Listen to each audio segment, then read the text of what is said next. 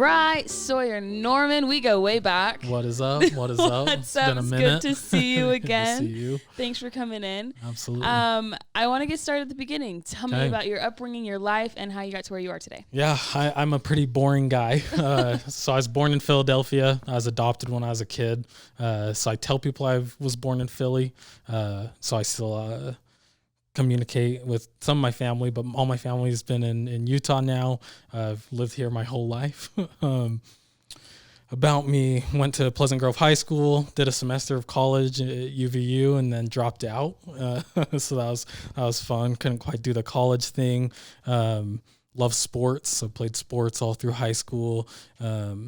And then just kind of got into the tech world. So I did retail at T-Mobile, AT&T, and then slowly transferred into software sales, and now still living within the software world. So it's been fun. I have 2 kids. That's kind of my biggest pride and joy. So they're 2 and 5, and they keep us busy. So those are busy ages. That's great. So now you're at Divi, and explain to me what you do at Divi and what Divi does for those who don't know. Yeah. So Divi is an expense management platform.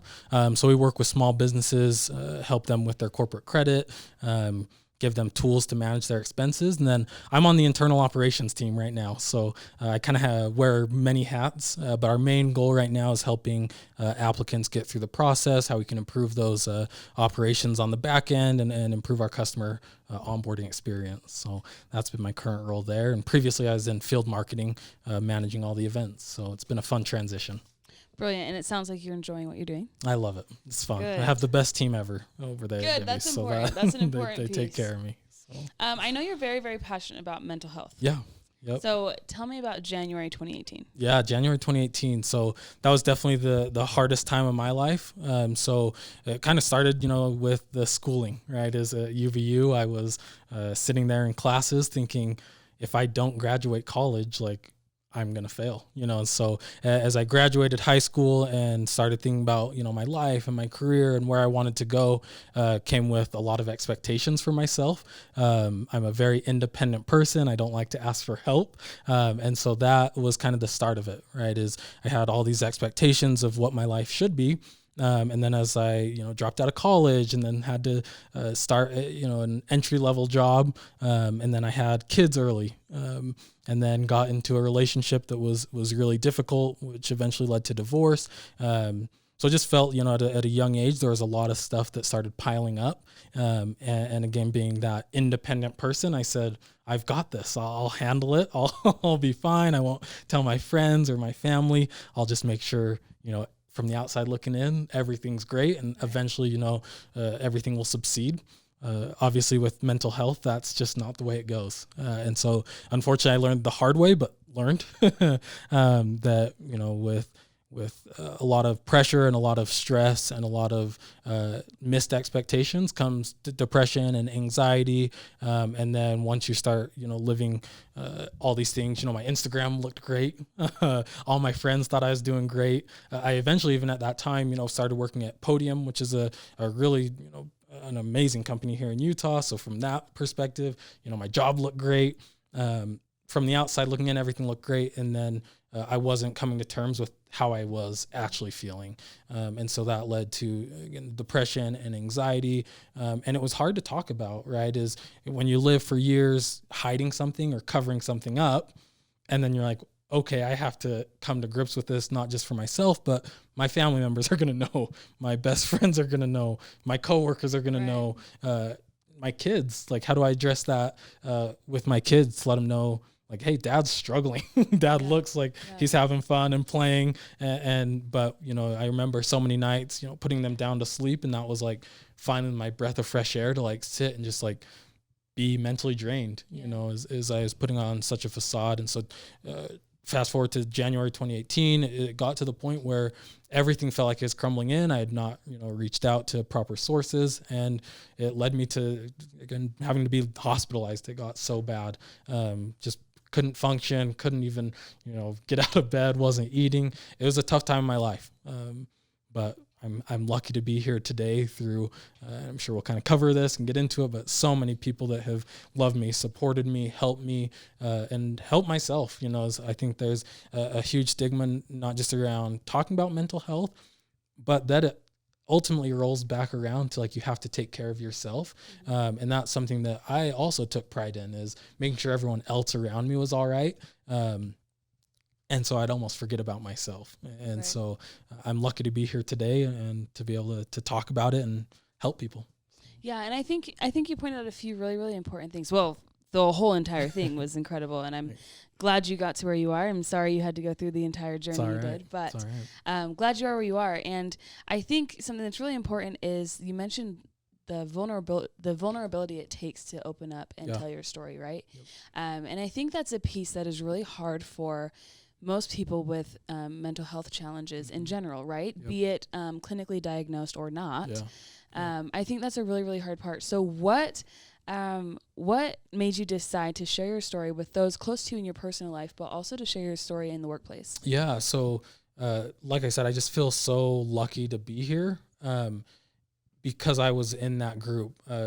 One of our at Divi, we had a guy come and speak. His name's James Hadlock. He's unbelievable. His company Blue Novus is all about helping to break that stigma and helping people to get help. And he told me a stat that was just crazy. He said 8 out of 10 people that have a mental health problem, 8 out of 10 don't reach out for help.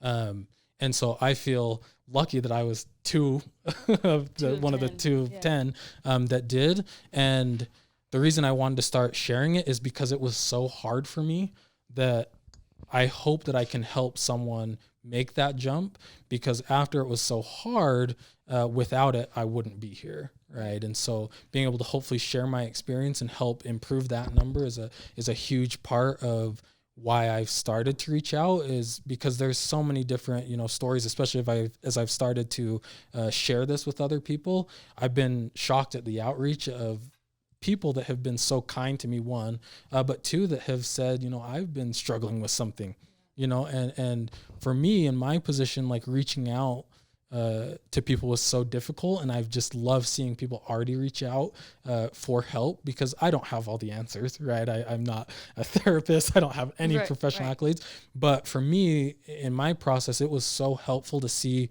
normal people that I thought were just like me come and talk to me and say, hey, I have a problem, or, oh, you're sad too. I am too. Yeah. And it's, again, going back to that number with 8 out of 10 people that aren't, like, most people everyone's going to go through something hard, maybe not on a full on depression, or they might not deal with crazy anxiety, but somewhere in your life, like, there's going to be a hard time, and it never hurts to have support. It never hurts to have someone that you can talk to, and someone that, might not even know you. And that's been cool for me to see people reach out that I don't personally know them, but hopefully that helps. Maybe they don't want to talk to someone close because they're worried or because they're scared.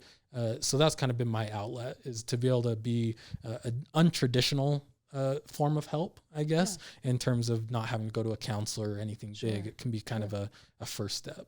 Sure. And I think too, it just speaks to feeling heard and seen and related to. Yep.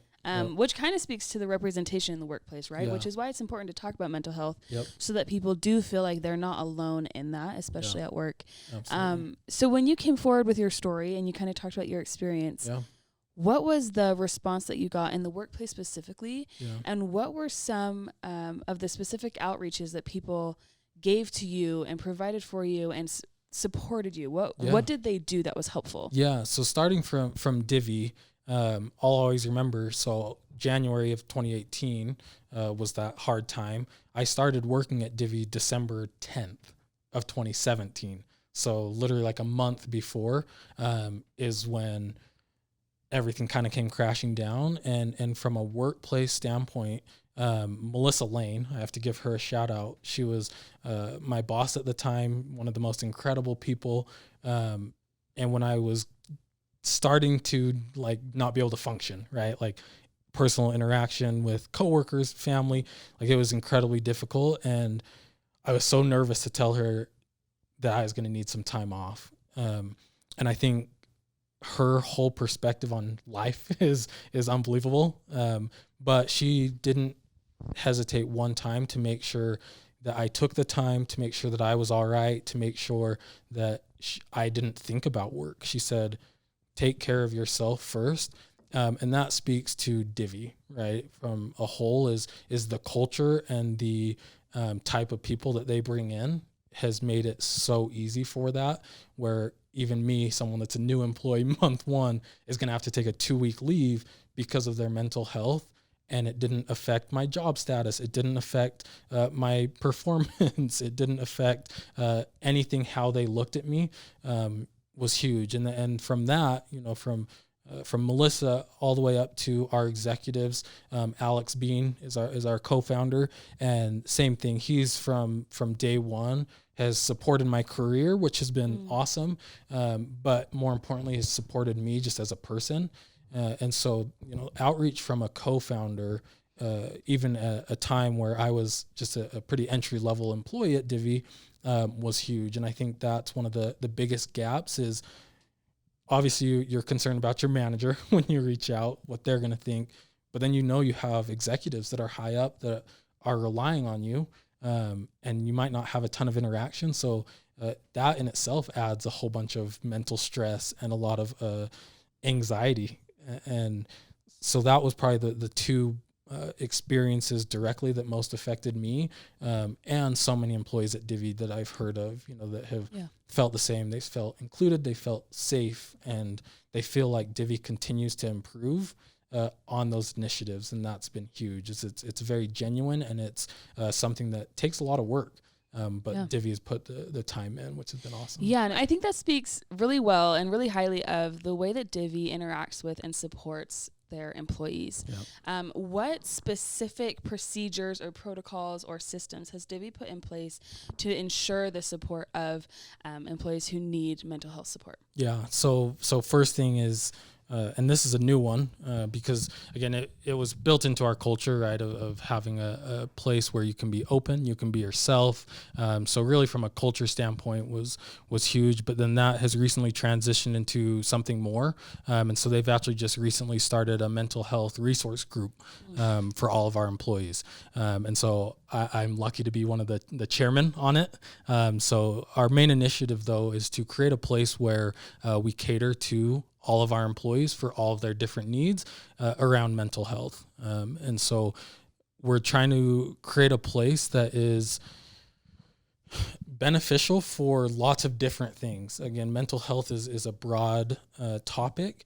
And so our main goal and what Divi's been amazing at is to make sure if you, with this group, if you're struggling with anxiety or depression or, just a hard thing, a stressful time in your life. If you're going through, postpartum depression, more specific things, we're trying to create resources that are accessible. And so that's one of our main things is all of our resources are accessible to the entire company, which has been huge. And then the second thing that we're doing is action items behind it. So for me, with going through my experience with mental health and not feeling motivated, you don't want to do anything, you can barely get out of bed. But you also don't want to feel like maybe this was for me, but I didn't want to feel like I was just doing things to do things. And I didn't want to feel like I was part of like a help group, if that made sense. I wanted just to feel like a normal person.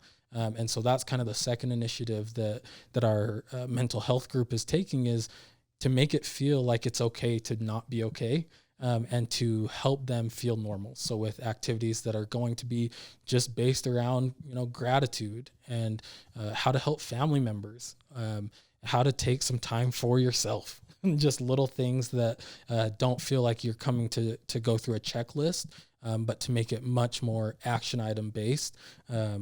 And so that's been huge, that Divi has gone out of their way and is proactively doing that for employees, and making it formal. Again, going back to the number one thing is Divi just from the start created a culture of acceptance, a culture of putting as much work into the workplace as you can, but to never let that be affecting your mental health. And so that's been the two things that we've done that are, again, pretty general and broad, but have helped me personally and so many other people that have already been helping with the group and have given us feedback on the group. Has been awesome to see.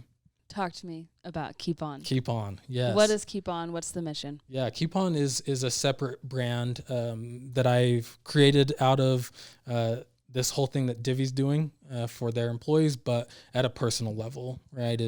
I'm trying to create a place where it's acceptable to have mental health issues. Mm-hmm. It's a place where you can come and feel like you're part of a group. It's a place where you can feel acceptance and love and support and empathy. That I'm trying to do what my best friends and my family members did for me, for other people. And that was just showing up and feeling like I could, just talk about sports if I wanted to talk about sports. I was having a hard day, and what I was going to need is just to talk about sports. And then also on that same note, I can reach out to the same people and talk to them about my suicidal thoughts and talk to them how depressed I've been and how frustrated I am and how angry I am. We're really trying to create a community that allows for that and makes it a comfortable place. Depression and mental health becomes very uncomfortable and very hard to manage when you're by yourself. And the reason behind the Keep On name is that was kind of one of my mottos from one of my counselors. Is I was open and upfront with him, and sometimes I would go and sit in counseling and I would cry and I would tell him I was frustrated, and I would tell him I'm not happy with things, and he would say, "You don't need to be happy, but you have to keep on keeping on." And it was a simple phrase, and it was, some people look at it maybe like as too simplified, but it was honestly what I needed, was someone to remind me like things aren't just going to get better. He was very real with me, saying, you're going to have frustrating days. You're going to have a battle that you're fighting. That's a grind. That's a long-term thing to fix. But if you do keep on, if you just keep at it, things will get manageable. He was also very honest about things get manageable before they get better, and in a place that is great. And so that's kind of our whole mission is to make it a place that is manageable at first, before, with going back all the way to my expectations, is in my head, my expectations were everything needed to be perfect. Everything needed to be, beautiful for my Instagram and for how everyone's looking at me. I had to be happy all the time. And so this is one of those expectations that I'm hoping to break down that wall for people to interact with us as a brand, as we create a community, is it really just becomes a place where it's manageable. Hey, I had a bad day, but I'm going to keep on, and I'm managing, and I'm going to find the small wins throughout my day, because eventually that turns into a very happy life overall. So. Right. As we both know, MLK Jr. said, I have decided to stick to love. Mm-hmm. Hate is too great a burden to bear. Yep. So how does Keep On promote love when there is so much hate, as we have very clearly seen this year? Yeah, so we really want to promote love and empathy through our actions. So I think hate is one of the easiest things to manipulate and get out there and be a loud voice. And so we're trying to find more positivity that we can put out in terms of action, in terms of being genuine is another thing that we really want. Is it's so easy to find people that have an agenda, is they have something that, I'm nice to you so I can get this, or I'm nice to you because it's going to help me achieve something. And I've dealt with that personally, is okay, I can, if I'm nice to this person, or if I network with this person, they're going to help me get a job, or they're going to help me achieve this goal. And so we're really trying to make it as genuine as possible, where we don't have an agenda really, other than to have a place where, again, people feel comfortable, they feel accepted, and they feel like we actually care and support them, because we will. I think that's beautiful, and just really creating a safe space. Mm-hmm. Safe space. Yep. I want to dive into kind of a heavier area. Yeah. And talking about depression, PTSD, bipolar. Mm-hmm. These are all hard to talk about. Yeah. Mental health in general, as we've mentioned, is hard to talk about. Mm-hmm. It can be embarrassing and personal and painful. So how do you personally overcome talking about such hard things? And what would you say to people suffering with mental health? Yeah, so it is a tough topic. And again, from someone that used to be really prideful, again, for me, it was a sense of pride. You know, depression is something that I looked at and said, I will never have depression.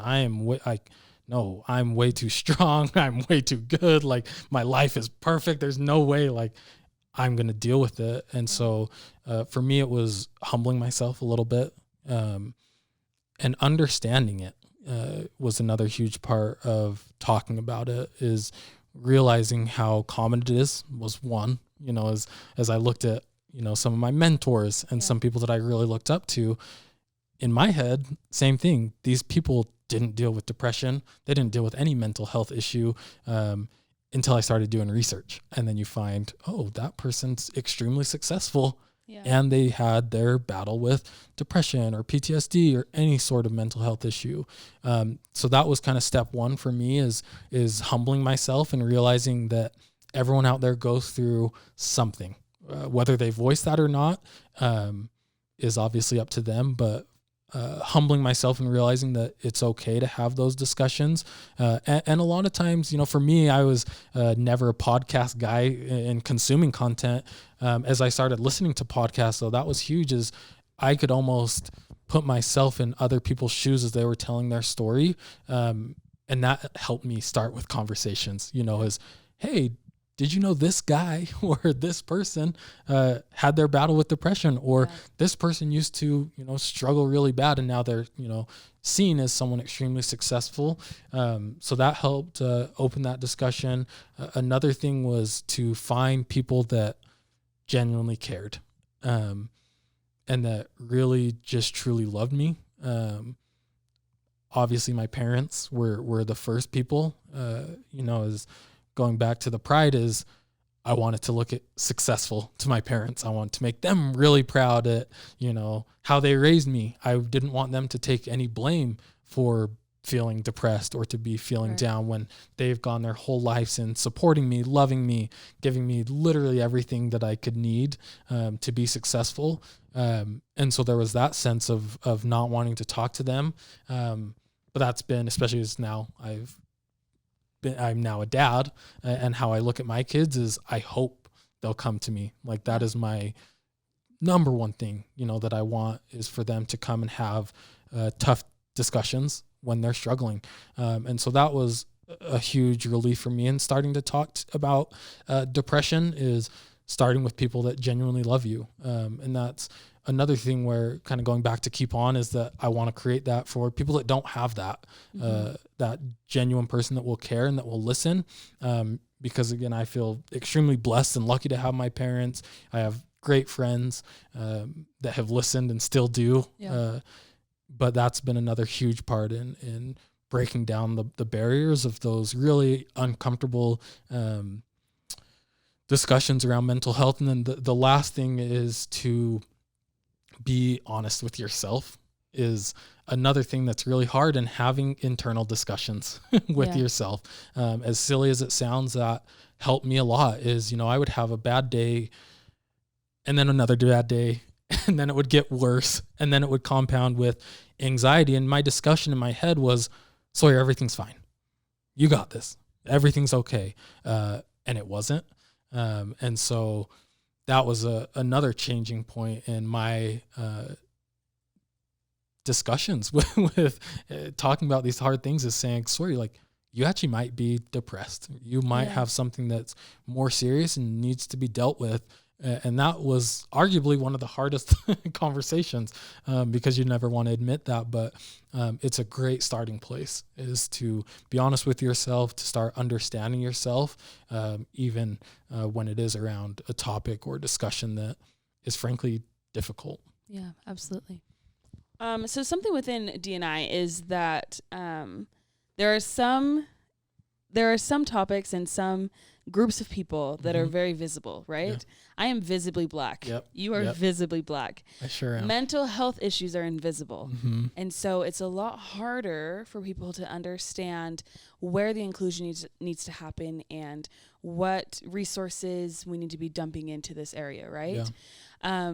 So what does it look like for us to be looking out for and empathizing with people who need the mental health support? Yeah. So one is the accessibility of getting that support, because it is so easy to hide, but also hard to admit to for people that are struggling, is one of our main things for Divi and our group that we're creating is resources that are extremely easy to access, and kind of mentioned it before, but it doesn't feel like you're coming into a group that is, hey, follow this checklist because you're struggling. You know, we want it to feel as a place that you feel included, you feel comfortable to be part of a group, which is a really common thing with, you know, anxiety and depression and a lot of mental health issues is you don't want to feel connected to people and you want to distance yourself.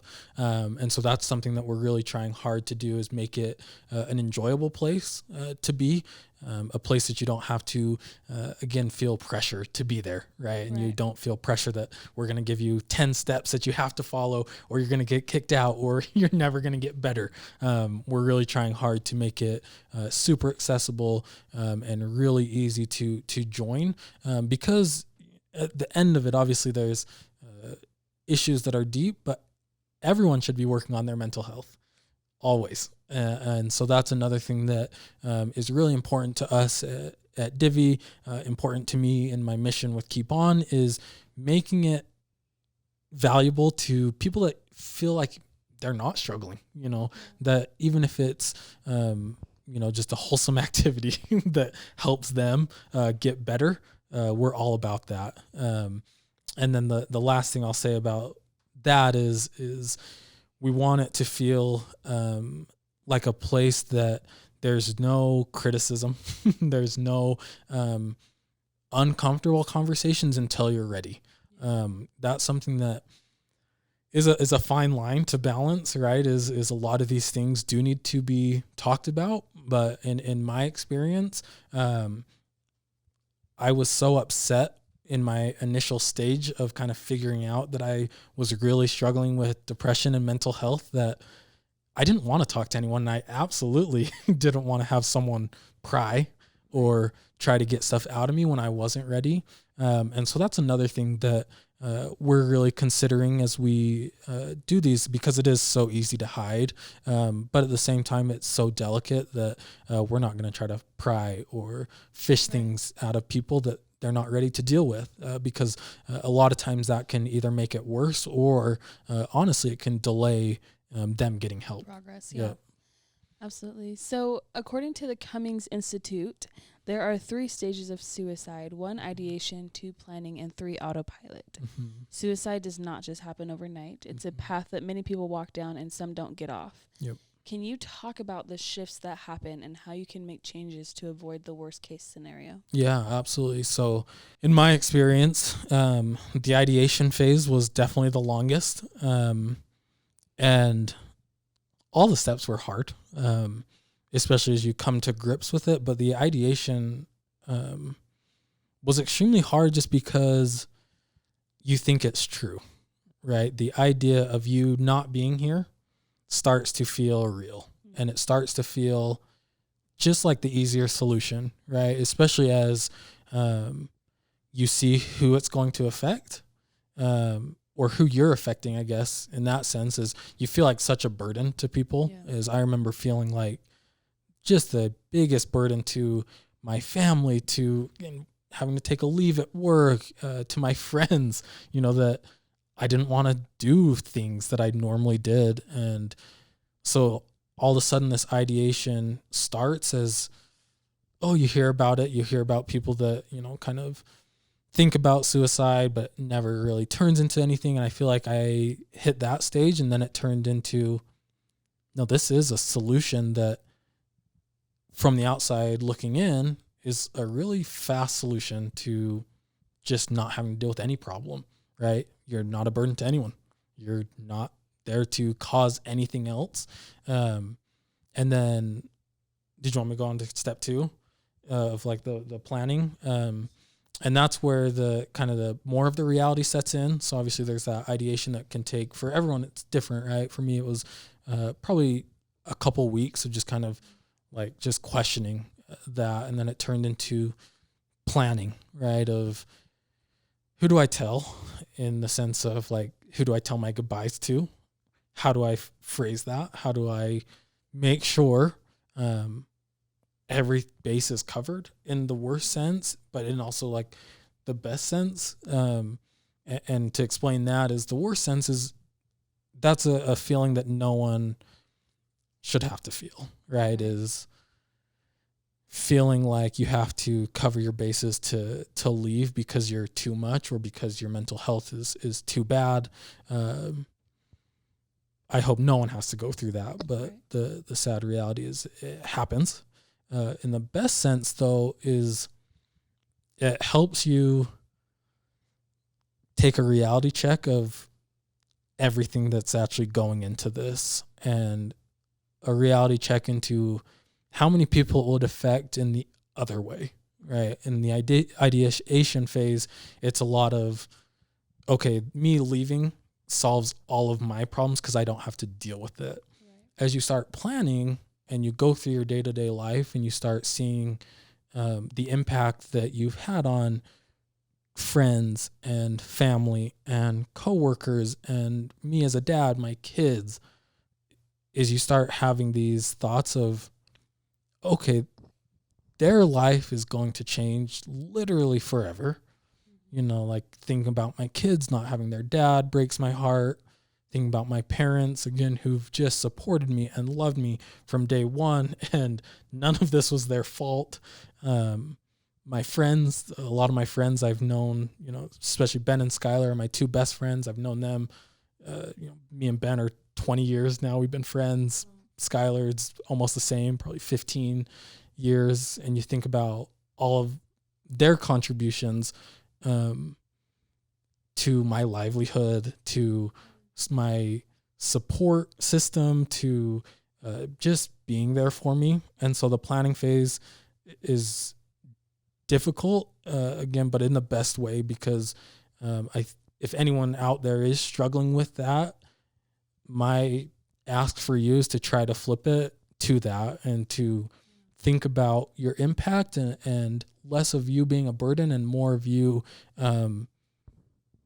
feeling loved by those people. Right. Is they wouldn't still be around if they didn't genuinely care about you, if they didn't genuinely love you. And then the third phase obviously is just really difficult, you know, because you're ready to take action and things have gotten to that point. And you're just almost on, again, autopilot, right? Where you're just coasting and almost waiting for the right time, which is really hard, you know. And as I've started to, you know, tell my story, and as I'm a terrible writer, but I've kind of written out my story for people, and finding details about it are incredibly hard. It all feels like a blur, honestly, because you are really just on autopilot. Like I remember I'd just kind of wake up and sit there and do nothing, you know. I usually recount a lot of my memories through pictures, you know. Oh yeah, here's a picture. I obviously wasn't out, you know, taking pictures or experiencing anything. It just felt like this lull, this dead space almost. That's really difficult, just because you've already been through those two very emotionally draining first two steps. Right. And so the third step really becomes autopilot, obviously, is you're just almost just there. And that's where, thankfully, I was able to get help. But it's almost like you're disconnecting from all the things in step 1 and 2, right? Okay, I'm not a burden because I'm not doing anything. I'm also not too concerned about step 2 because same thing, like I'm just coasting and I'm not here. and it's almost like you're prepping people to live without you. And it's incredibly difficult. And it's a time of reflection. It's a time where you have to dig deep, especially mentally, right? Like, I played sports all through my life, and you're tired. Your brain can kind of find a next step to finish a game or finish a play or, go that extra step where you get used to it. You expect it, right? Okay, at the end of a game, I know I'm going to be tired, but that's what I've been running for, and that's what I've been conditioning for. Whereas this mental fatigue, there's not a way to really prepare for it, especially in this sense. And that's what caught me so off guard, is I was mentally drained, where digging deep, I was like, I don't know where to dig to, right? I didn't know what steps to take, and that was where that last step, it gets really difficult. And again, to anyone out there, my plea to you is to try, right? To try to anything. And ultimately for me, it was my kids, right? Is I knew that I couldn't leave them for the rest of their life without a dad. Like, and that was a really hard thing to dig into mentally, really, really hard. But that is what kind of got me over the hump. And then, a lot of hard things happened, but that was me kind of digging deep to overcome that last step. And I obviously am not speaking from personal experience, but it sounds like you get to a point where you don't see anything past where you are, right? Mm-hmm. And all of that kind of fades away. But where are you at now? And what does the road look like on the other side once you've gotten to past that point? Yeah. So for me, I'll go back to the sports analogy, right? Is just like muscles and just like, your physical well-being, like there is mental well-being, right? And for me, it was the start was hospitalization. I more frequently talk about counseling, but I had to be hospitalized, because of my depression, and that was hard. But it was the start to recovery, just because it gives you a really good reset on where you're at in your life. Yeah. It's one of those, like, one, you don't have social media, you don't have anything to, distract you other than just yourself, and you can't hurt yourself. You're just in a place that's a safe place. And that was hard for me. I love social media. I love following sports. I talk to my friends. But that was the start of recovery, and it allowed me to realize, like, things can go on. Even from a standpoint of the people that really care about me know I'm here and love me regardless and are going to support me. And all those people that I was trying to show how good everything was, how awesome everything was, like, they're not reaching out because they don't care. And not in a negative way, but everyone has their own battles. And as cool as I am, or as great as I am, like, at the end of the day, like, no one's going to care, and so the people that I love and the people that are closest to me, those are the people that I want to care for me. So that was step one. Step two is counseling and therapy. Like, that's also another stigma that, in my head, I was just like, nope, no way. I am not seeing a therapist. I am not going to counseling. Like, that is not what I do. That is not in Sawyer Norman's playbook. Until I went. And I went to a lot of different therapists. So my recommendation to anyone is find the right one for you, because I think I switched around 4. I'm also the type of person I hate having, like, hard conversations. And so it's almost like going on a first date and realizing you don't want to go on a second date. You have to sit down and tell your therapist, like, hey, like, you're super nice, like, but I need to find somewhere else. But that's all right. Like, they've been through it. So that is really important in the steps to recovery, is finding the person that works for you. I luckily found a guy named Cameron, who was unbelievable.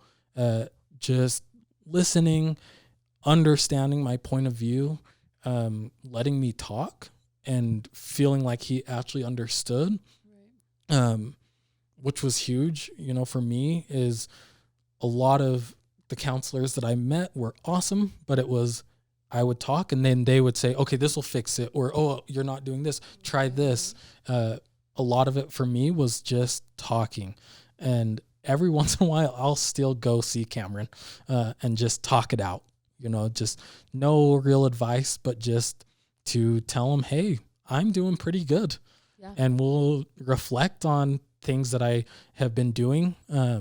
So that's another huge one for me. And then third is exercising your mind. So again, for me, I love podcasts. I don't do a lot of reading. That helped me a lot and still does. I still am a huge podcast guy. Like Tony Robbins is my guy. Love his content. Just for new perspectives on going forward, right? Is if you don't train your mind, if you don't consistently improve, it becomes hard. It becomes hard to prevent getting back to feeling depressed or feeling the anxiety. And so it's just like any type of muscle that you use. Now, if I'm frustrated, I know, okay, this is a sign. I become a lot more self-aware, and I still have so much work to do, but it feels less concerning, right? As when I feel frustrated or I feel upset about something, or if I feel like something didn't go the right way, I can then go through and have a support group, and I can continue to rely on things that I've just worked really hard for, you know. And I think it's really important to give yourself a pat on the back through your journey with mental health, which is something that I never did. You know, all my things were, I should, again, be living in a nice house and have a fancy car, and I should be this at this job and that. And that's what I was hoping to pat myself on the back for prior. And now I pat myself on the back for showing up and being a good dad, and for being there for my friends and for my girlfriend and for my family. And I pat myself on the back for continuing to improve and get better. And so that's kind of been my journey with the recovery. It is step one, like if you have to go to the hospital, like it's not as bad as it sounds. It's hard. Two, like get into counseling and therapy. It's super important. Three is find a support group, find content, find something that helps you train your mind, and whatever that is for you, because everyone has different types of content and ways that they like to work on their mental health. And then four is just give yourself some credit. You know, like life is hard. Life is frustrating. It can be extremely overwhelming. And it's all right to be proud of yourself. And it's okay to give yourself, you know, some credit, you know, for making it through hard things and for continuing to want to be better. I love it. Well, do you have any final thoughts, drops of wisdom for us before we close? Final thoughts? I don't know. Everyone, like, I hope everyone will find ways to take care of themselves, right? Is that's my overarching goal for everyone, is to find ways to take care of your mental health. Whether you're already doing good, continue that, find new ways to continue to get better. If you're struggling, please, like, reach out to whatever feels comfortable to you, right? And that's where I've loved the initiatives that I'm a part of, is we don't have an agenda. So if you want to reach out to me, great. I will try my very best to point you in the right direction. I'll listen and I will try anything to make sure it doesn't get to where I was. And that's, those are my two parting words of advice. So thank you. Well, can you give us the website for Keep On and how people can find and connect with you? Yeah. So I'm most active on LinkedIn. So you can connect with me on LinkedIn, Sawyer Norman. And then Keep On can be found at keeponmentalhealth.com. So again, we have resources. We're building a little community of support, and just good vibes. You know, we're starting to put out a lot of new content to, again, hopefully cater to something. You know, we're going to try to do app features, you know, the Calm app for meditation. We're going to put some of our favorite podcasts. So yeah, hopefully that's a place that you can as well connect with us. Perfect. Thank you. You're welcome.